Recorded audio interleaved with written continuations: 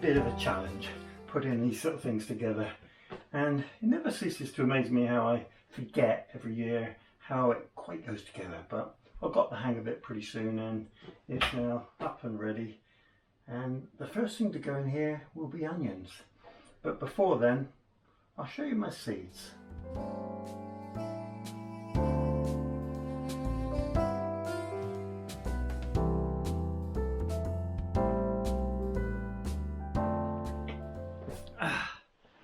Well, here I am in the mastermind chair and my seeds arrived.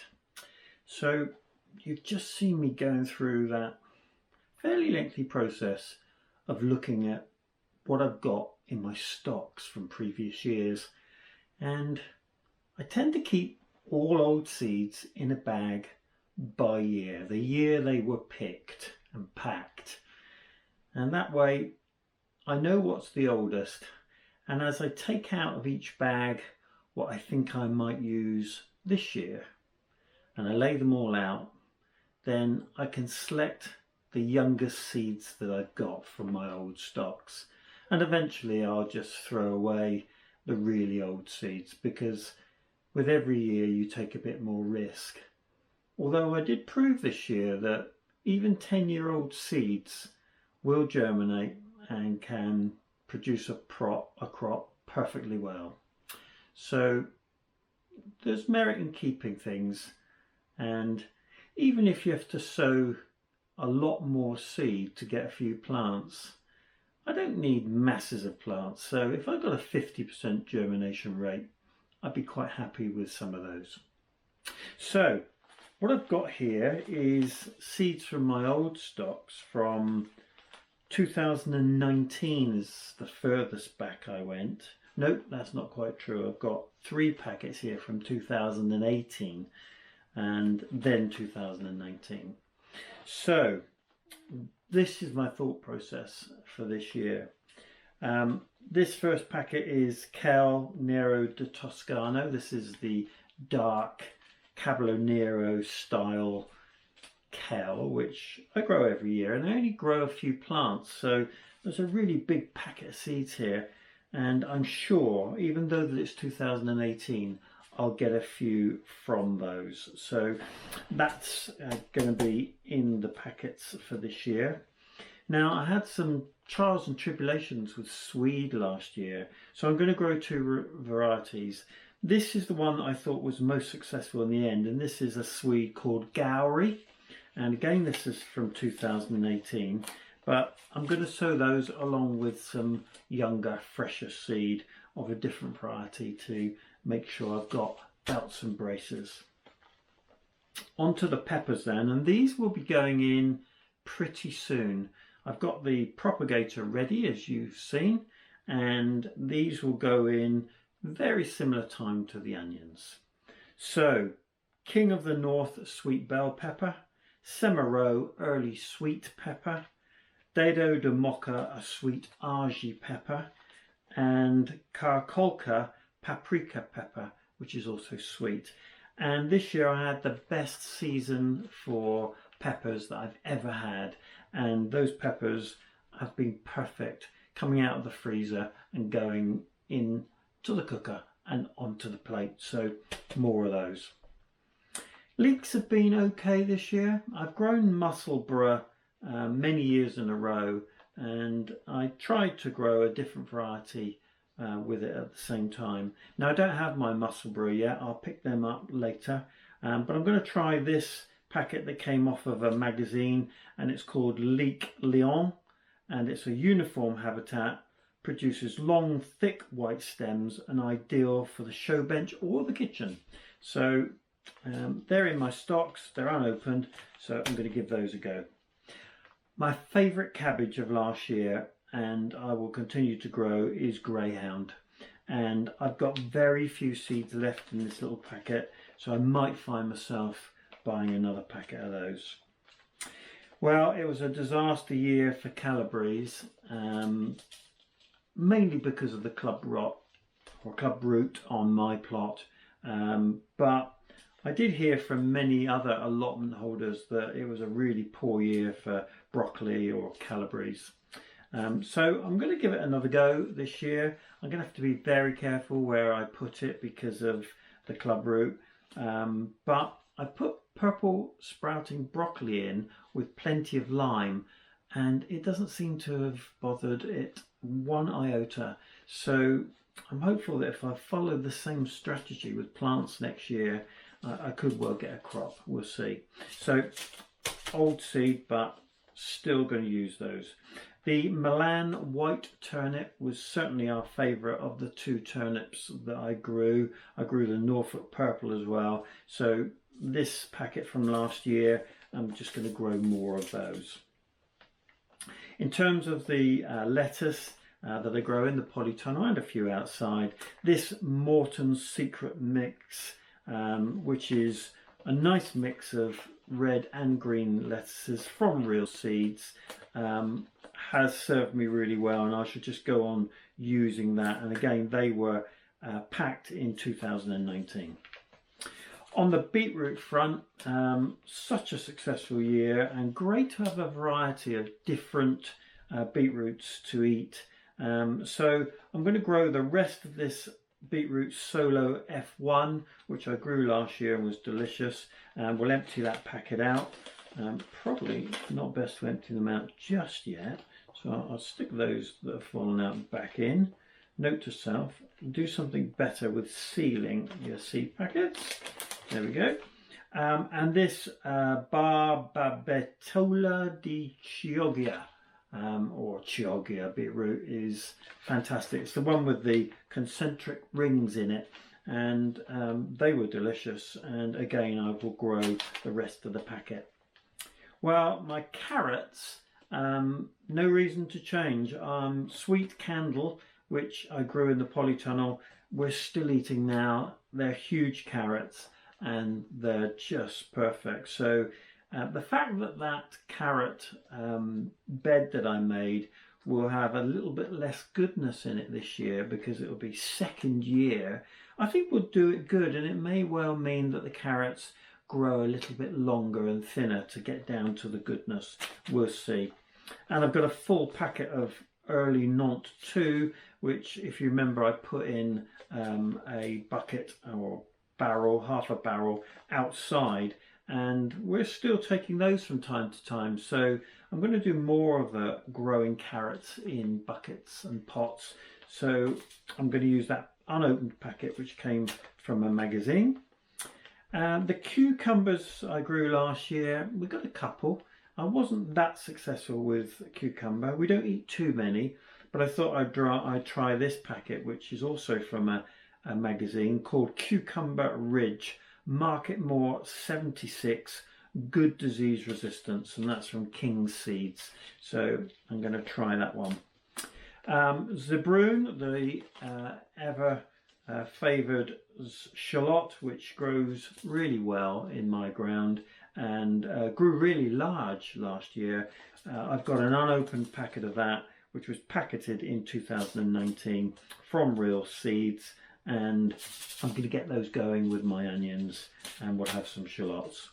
And there's also from 2019 some salad leaf rocket, which just gives that peppery taste to all the salad leaves that you pick.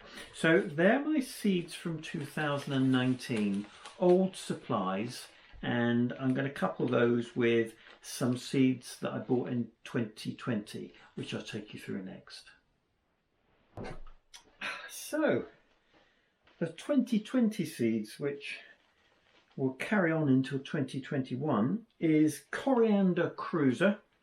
So the Coriander Cruiser is one of those coriander seeds that doesn't bolt quite as easily, and that's always favourable, so I'm having some of those. On the Swedes, that second variety of Swede that I'm going to grow is the traditional Best of All, so we'll get some of those in. Celeriac, which I've got a bit of a soft spot for, as you know. I'm going to grow the rest of the Monarch that I bought last year because they've been fantastic. I say the rest, there's a lot of seed in there, and you can see I get a load of seed from days gone by, And that's because very often I'll only grow a few seeds from a packet and keep the balance. So I'm sure that'll probably last into another year. I've got some Boltardi, which is the third beetroot I'll grow, traditional mainstay beetroot, which is very successful. And last year I did some trials on basil, and I landed on 2 basil that I think we liked the most. They were all good, and you can look back at my basil tasting session video, which was a bit of fun. But the ones that I liked the most was the traditional Genovese, which is, you know, a very traditional basil, and this one, the Summertime de Provence, which had a really nice flavour to it. So I'll be growing some of those, and they're the 2020 seeds that I bought that I'll be using again. And that takes you on to the newest seeds, which I've been browsing the catalogues for and have now all arrived. So here we are, the 2020-21 seeds. So, Celeriac ibis. Now this is from a company called Tamar Organics, and it's organic seed from Cornwall. And this is Celeriac ibis, which is a celeriac that I've never grown before, and I'm just looking for that perfect flavour. I'm very pleased with what I've got, but I do like to experiment a little, and this will be fun to see whether this one is different or has any other growing characteristics or flavours that I like. So that one will be really interesting. Courgettes, well, we grew courgettes this year and they were fairly successful. We got quite a few late on in the season, but not too many early ones. But Mrs. K didn't like the striped variety, so I'm steering clear of that this year and going for the traditional Verde di Milano. This is a dwarf bush courgette from Real Seeds. Brussels sprouts, well, the sprouts look good. They're still forming and getting bigger, and hopefully we'll be harvesting them on Christmas Day or maybe just before. And I've got no issues with what I grew, but I was looking at this Seven Hills Brussels sprouts, and this is quite a low variety. You know, the stalk is not as high as the traditional Brussels sprout, and also the sprouts form around the stem in a tight formation, and that looked very interesting because I always struggle with my Brussels sprouts going over and have to normally try and prop them up. This year I've not done because they're in a netted hoop house, but I'm thinking that this could be a way forward. And so Seven Hills Brussels sprouts, and if you look at the Real Seeds website, you can see that this is considered a rarer and rarer variety, and I'm always up for supporting the growing of old heirloom and rare varieties. So looking forward to that one. Now pumpkins, I love growing pumpkins. They really give me a thrill. There's nothing better than watching them form and finally harvesting a great big pile of delicious pumpkin. And we use them a lot. We cook with them with soups and pumpkin pie and various other recipes. So I always like to think carefully about what I'm going to grow when it comes to pumpkins and squash. And I can never fail but to grow pumpkin small sugar. And this one's by Mr. Fothergill's, but it's a classic culinary sweet variety that is just perfect for those pumpkin pies that Mrs. K makes. So there'll probably never be a year that I wouldn't grow small sugar. So that one's in there. As you know, I'm extending the squash and pumpkin bed, and therefore I've got a little bit more room to try and grow a few more varieties. And I thought what I'd do is concentrate on about 4 and grow 1 in each row, so that at the end of the season I could be absolutely clear how successful they've been. Now this one is a really unusual squash or pumpkin, and this I hoped to have bought from Real Seeds because I saw it advertised there first, but unfortunately they had a failed crop this year and were unable to supply. So I went a bit further afield for these. But this is called the red warty thing. And well, it's just an extremely odd looking pumpkin, but it's supposed to be extremely flavoursome and well worth growing. So have a look online. There's 2, 4, 6 seeds in here. It says 5+, so that's true. They weren't cheap, but I'm really hopeful that I'll get a successful germination of these seeds, and I'm really looking forward to that extremely unusual looking pumpkin. So that'll be a bit of fun.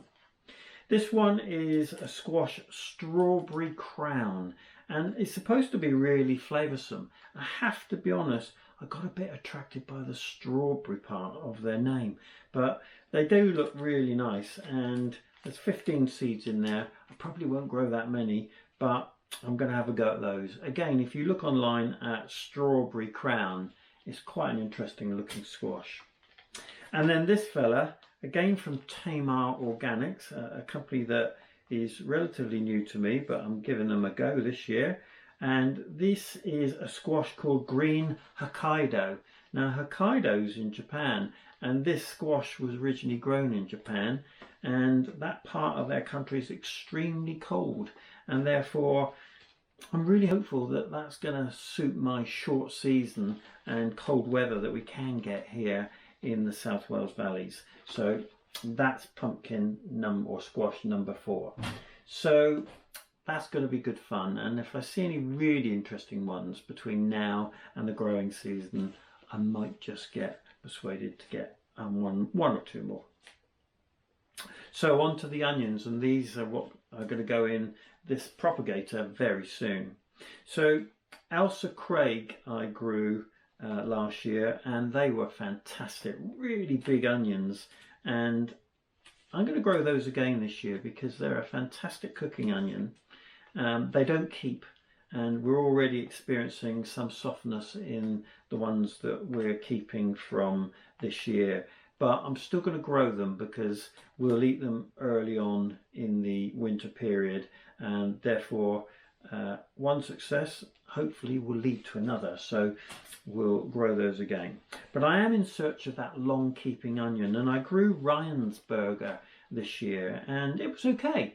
It wasn't a particularly successful onion in terms of the volume that germinated, and therefore I'm going to grow something different this year. And after a bit of research, lots of people talk very highly of this onion, Bedfordshire Champion. And this is a Mr. Fothergill's onion, a heavy cropping, long storing onion. So it ticks all the boxes for me, and I'm going to be giving that a go. I'm also going to try this Globo large mild onion from Real Seeds. So this is a modern variety that produces a really large spherical onion with a particularly mild flavour, so good for salads. Sow it in spring for autumn harvests. So I'm going to grow it earlier than that because my season is quite short, but that's going to be an interesting one to compare with Ailsa Craig. And if I can support Real Seeds and this takes over from Ailsa Craig, then that's where I'll go in the future. Tomatoes was a really rough season last year. We got blight in the polytunnel, and we didn't have a particularly large crop. We had a few. But this year I'm going to try something a little bit different. I'm going to grow some dwarf cherry tomatoes. This one's called House from Real Seeds, and it's a unique heirloom variety originally from Russia. It was then brought to Canada in the 1890s. It's a dwarf tomato plant that's been bred for growing in pots on a windowsill. It makes a short and sturdy bush about 1 foot tall that is heavily laden with round red cherry tomatoes. So I don't often grow cherry tomatoes, but I figured this wouldn't take an awful lot of space and I could probably fit them in the polytunnel without too much problem. The other tomatoes I'm going to grow this year, I'm still choosing, and I'm going to watch them carefully. I found that I probably grew my tomatoes a little bit early last year and they got a little bit straggly. So I'm going to hold out and just see where I go with the tomato selection. And then we really enjoyed having the dahlias in the allotment, and the dahlias that we've got are tubers, but I noticed that some of the subscribers have been successfully growing dahlias from seeds, and I thought, well, that would be fun to have a go. So I bought two varieties of dahlia that I'm going to grow from seed. This is a Dahlia Dwarf Dandy, and there's just a shed load of seed in there, and Dahlia Figaro Mix, of which there's 25 seeds. So I'm going to give those a go and see if we can get more flowers in our flower area that are dahlias and from seed. So a bit of fun and a bit of experiment. So there's a few more things to buy. I probably will pick up Musselburgh as a leek, and I've got to think about broad beans. Of course, I've got some saved seed from last year, and that covers my runner beans and a few other plants. So that's pretty much it. I've got it fairly square in my mind what I'm going to do next year, and I'm going to kick off with the onions, and we'll see how the season goes. I find that I can change my mind as I get into spring, depending on what I see in catalogues or what I think is interesting to grow. I can sometimes be distracted, but that's part of the fun of it. So I hope you're having fun choosing your seeds and thinking about what you're going to do in the coming season. One thing for sure is that I always worried an awful lot about crop rotation and where I was going to put things in each bed, and No Dig has liberated me.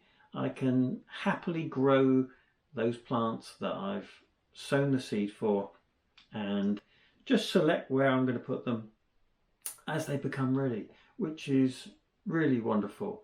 And that of course is because with No Dig you can put the same thing in the same bed more than once, in fact repeatedly.